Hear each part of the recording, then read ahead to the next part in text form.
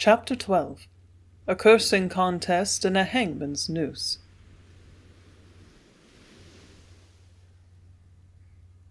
Most of the men I knew were typical old shellback sailors, a species of human that began to go out with the increase of steam vessels, until now the type is almost extinct. The shellback was unlike any other human, a law unto himself, with few wants and a large philosophy of content that was none the less real, because he grumbled all the time. His ration of tobacco, enough money for grog, and a few days in port at the end of a long sea trip to blow his pay on some skirt, satisfied his creature desires. For mental relaxation he cursed the ship, cursed his officers, cursed the grub, and cursed the cook, and withal he wouldn't have traded places with any king on his throne. The shellback's attitude toward the sea was all his own, and quite typical of the breed. He loved it. He lived on it. He expected to be on top of the waves all his life and beneath them when he died. And so fatalistic was he that half of the deep-sea sailors never learned to swim. Stitches expressed the attitude best. "What's the use of learning to swim?" he argued. "Any sailor dumb enough to fall overboard ought to drown, and if he's washed overboard he couldn't swim anyhow, so what's the use?" "But father made me learn to swim," I protested. "Ah, that's different," grinned Stitches. "You see, skipper, the captain knows a woman ain't got sense enough not to fall overboard.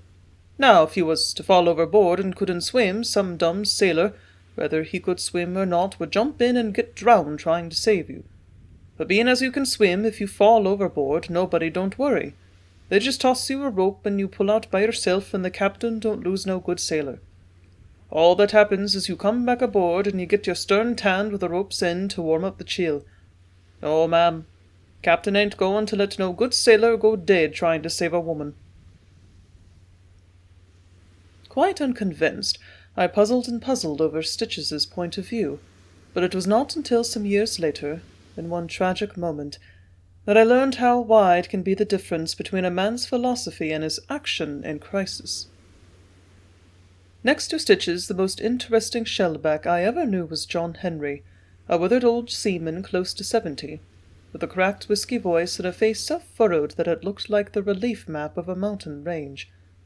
He chawed a hunk of tobacco incessantly, and the juice drooled down his chin, leaving a little yellow rut marked in his whiskers. He had sailed the Horn 100 times, to hear him tell it, and he would have been a captain long ago instead of a common seaman, only a captain couldn't get drunk in public on the waterfront. So John Henry preferred not to be a captain. But for all his shortcomings, John Henry was a real seaman. An ordinary gale was music to his soul, and a hurricane seemed to take off 30 years. For no young man could hold to the foot ropes aloft better than he, and few could steer a dangerous course as well. We shipped John Henry at Frisco, and in a week Stitches's nose was out of joint, for John Henry had quite won me. He would sit for hours on his watch below and teach me to tie intricate sailor knots, everything from splices, monkey fists, running bowlines, Turk heads, true lovers' knots, to a hangman's noose. "I've been in every jail from Seattle to Port Said," he confided, "and I can learn you every kind of knot they use for killing off undesirables." Stitches was disgusted. "Damned old shellback, teaching you how to tie knots to get rid of undesirables, is he? I don't know anybody as undesirable as he is. If he had what's coming to him, somebody'd tie a knot for him long ago. Maybe they will yet." On the end of a halyard, John Henry was chief chantyman. One day I was helping haul in the slack of a fore-topsail, and he said, "You gotta eat more beans before you can pull like a regular sailor. Yeah, women ain't got no use on a ship except to eat up grub." Then he burst into a chanty that sailors sing about women folk on ships, and put my name in it. This is the song. "Sweet Joan, a maiden of 14 years old, not once in her life had been kissed, except by her cats and her dogs, I've been told, and the beauties of life she had missed. And oh, how she longed for the love of a man, but all seemed to turn her away, till one day she set on a capital plan and put it in form this way. Now sailors are jolly good fellows, thought she, to take a trip she'd a notion. For sailors oft get very blue out at sea, and girls are scarce on the ocean. Aw, what the hell do you mean by that? I asked. I can do something that nobody in the Fossil can do, and that is, I can navigate. Father's taught me how to find our position by the Southern Cross at night, I boasted. Yeah? Well, I still says women ain't got no place on shipboard. Why, they can't even talk like sailors. And he spat a juicy stream with unerring accuracy through the hawse hole on the port side of the ship. He had thrown down the challenge to me to make good as a sailor. I was no frail little captain's daughter that the sailors slew each other to get. I had to win them. From that day on, I never lost an opportunity to emulate a deep-sea sailor in every way. At night in my cabin, I rubbed my hands over rough rope to make calluses. I began to practice every swear word I heard the sailors use. After a month of careful observation, I was able to curse 4 minutes in succession and never repeat a word. When I had them all down, glibly I waylaid John Henry. "Listen, you bastard," I started, and then I traced his ancestors from several kind of animals down to biological defects in himself, and compared him with every known form of low-life and waste products imaginable. When I finished my 4-minute tirade, I stood on guard, thinking he would make a pass at me. Instead, he listened intently. Then his face broke into a grin. "You're improving, Skipper," he complimented me.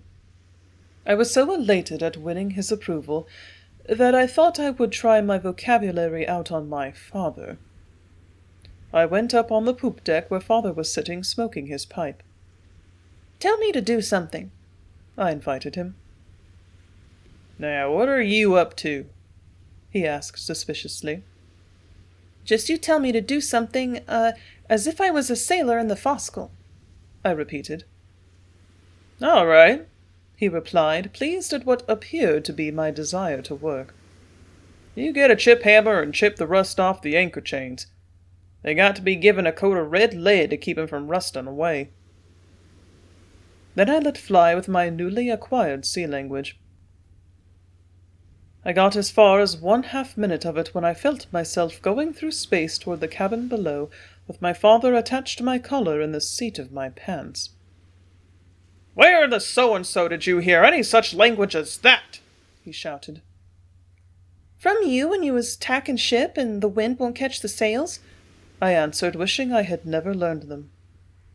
"I'll be goddamned if you ever heard your father curse," he yelled. "I'll break your damn neck if I ever hear you curse again. Do you hear?" I heard him. The whole ship heard him with glee. Stitches said he embarrassed the flying fish. Father went on. "Your mouth ain't fit to put grub in after such language," he roared. "So you don't get no meals until you forget every curse word you know." And with that he tied a rag over my mouth and went after a piece of rope to warm my posterior. I was in my bunk, my mouth tied up and my behind too sore to sit on. What I thought of John Henry was worse than the words I had memorized to impress him. I'd get even with him if I died in the attempt. Lying down there on my stomach, I couldn't understand where the justice of it came in. I had tried to be a regular sailor and had got the worst of it. However, I was far from licked. I mean in spirit. I amused myself by watching some bedbugs parading on my straw mattress. Then they gave me an idea. I caught a few and put them on me. At least I could be lousy and so that much nearer to perfection as a seaman. At 20 minutes past 5, the cabin boy rang the supper bell. I was hungry, but I didn't dare leave my cabin. I stuck my head out of my porthole and watched the foam making pictures on the water. From experience I knew that was the easiest and surest way to make myself sleepy. Next morning I awoke, ravenously hungry, and oh, how repentant my empty insides made me. I found father behind a rapidly disappearing bowl of oatmeal in the dining salon. "Hey, I'll never curse any more if I can eat," I promised him. He grunted his forgiveness, then added, "We'll be in Brisbane along about noon today. Don't you dare leave the ship." "Can't I be the watchman in port and save you the wages?" I inquired, eager to get back in his good graces again. "That wouldn't be such a bad idea. I don't want none of the crew ashore in this port. I'll have to bail 'em out of jail for drunkenness, and I haven't got the time nor the money to do that." "I won't let any of them get away," I assured him. At about 2 o'clock we pulled into the harbor after sailing up the long Brisbane River. The customs officials came aboard and sealed up our stores and tobacco. Then came the port doctors to examine the crew. "Have the crew strip and line up on deck for examinations, Captain," instructed one of the doctors. "Every one of them has to be vaccinated before you can land here.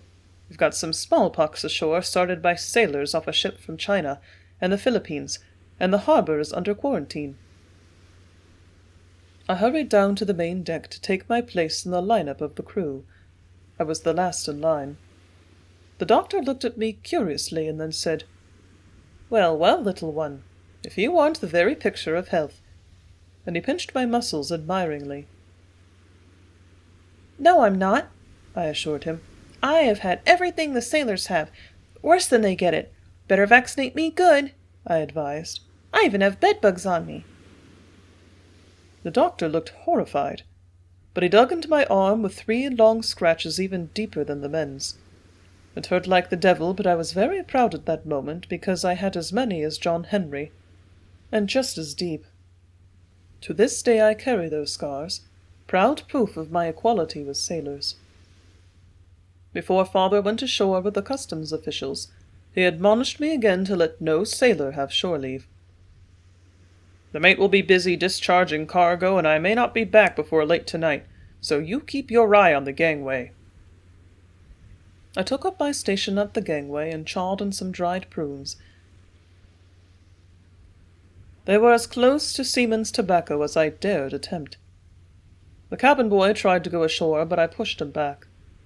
1 or 2 of the sailors made a bluff at sneaking past, but I stood in the middle of the gangway with a belaying pin, and forgetting Father's lesson, I laid down the law and language to make John Henry proud. Each time they retired, defeated, but chuckling. I was hot in the sun, but I didn't care. Proudly I stood my post until 6 o'clock, when the crew knocked off discharging. Then came the supper bell, and of course no one could expect me to stay on guard at grub time. In my father's absence, I sat in his place opposite the 2 mates. After I had finished my meal, I picked my teeth with a fork, just as I had watched the second mate do many times before. I wouldn't have dared to do that with Father present. I strolled up on deck to take up my gangway watch again. If any sailor got ashore, it would be over my dead body, I promised myself. I sat there for fully 2 hours.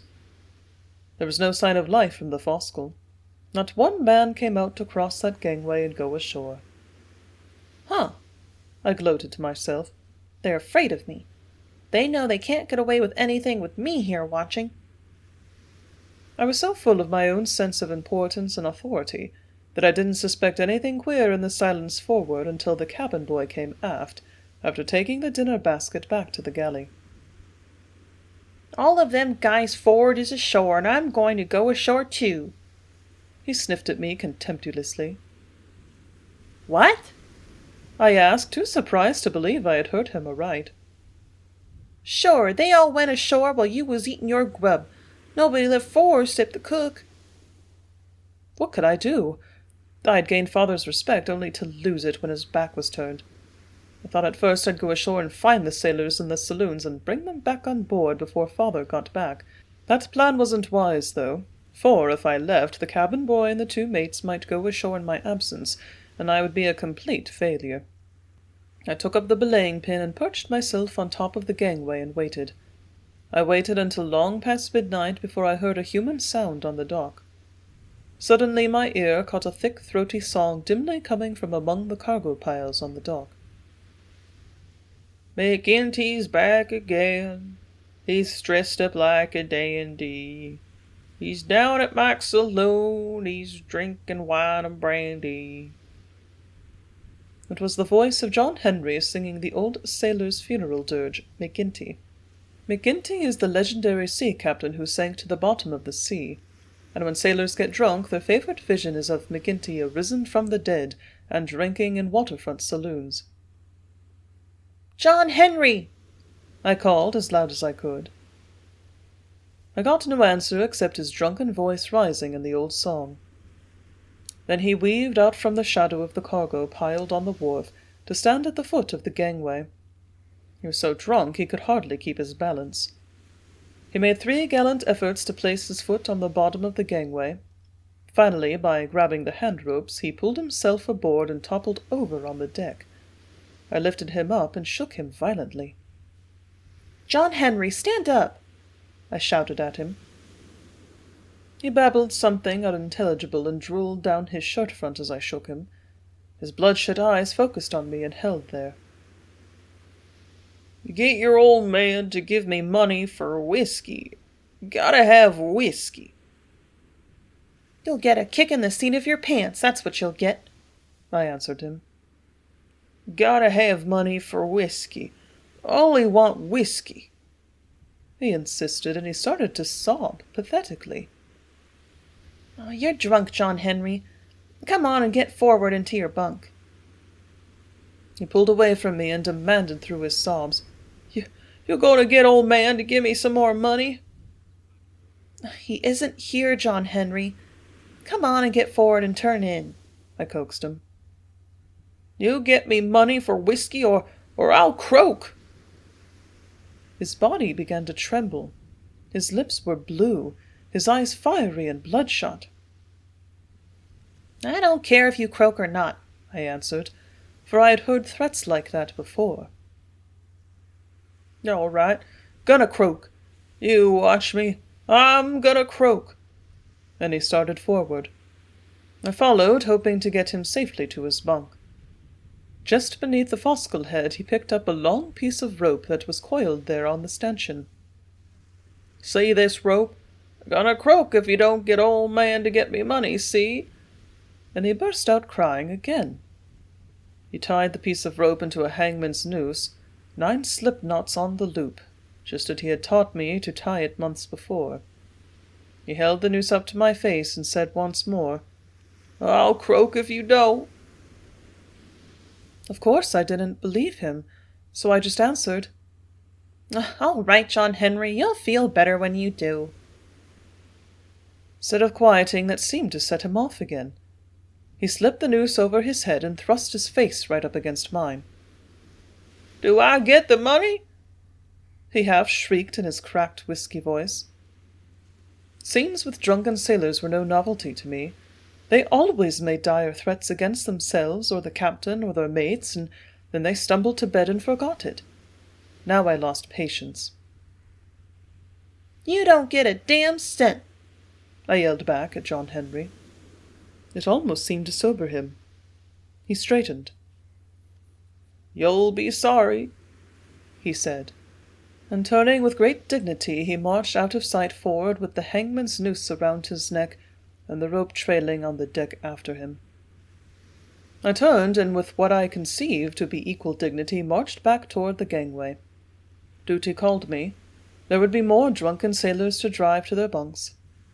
I don't know why I left the gangway after a short 10 minutes, except that I loved John Henry and felt a vague desire to see that he was all right. But of course I wouldn't let him know that. I couldn't sacrifice my dignity as watchman in charge of the ship. So I marched forward very importantly, past the mizzen, past the mainmast, and around the cook's galley, and there I found John Henry. He had tied the rope around the capstan on the fossil head, and had jumped down toward the main deck. There he hung, with his feet scarce 6 inches from the main deck, the hangman's knot under his left ear, canting his head rakishly to one side. His body was turning slowly on the rope, and as I started, his face came around so that his popped eyes stared back at me, and his wide-open mouth seemed to sneer, "I told you I'd do it."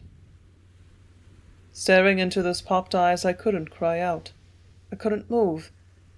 And then after what seemed a million years, the body turned on the rope and the face went away from me, releasing me from my speechless terror.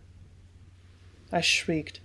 and whirling away I ran aft, down into the lazarette, and hid underneath a pile of old canvas. I heard the rats running to safety at my approach, to their domains in the dark. I had killed John Henry. I had killed John Henry. Over and over in a numbing pain the words rushed to my brain. I don't know exactly how long I stayed there before I heard voices on the deck above me. I was afraid to come out of hiding. I could tell by the excitement that John Henry's body had been found. A few hours before, in the afternoon, I had been sore at him for encouraging me to curse, and now he was dead. Weak and still shaking with fright, I found my way on the deck. I saw Father and a group of strange men on deck surrounding a figure covered with canvas. I called to Father. "Here I am. I didn't do it. Honest, I didn't." And I crumpled over crying. Father picked me up and held me in his arms. "What makes you think you did it, Joan?" he asked so quietly and tenderly that I told him the whole story. Johnny was buried in Brisbane, but I have never to this day wanted to tie a hangman's noose.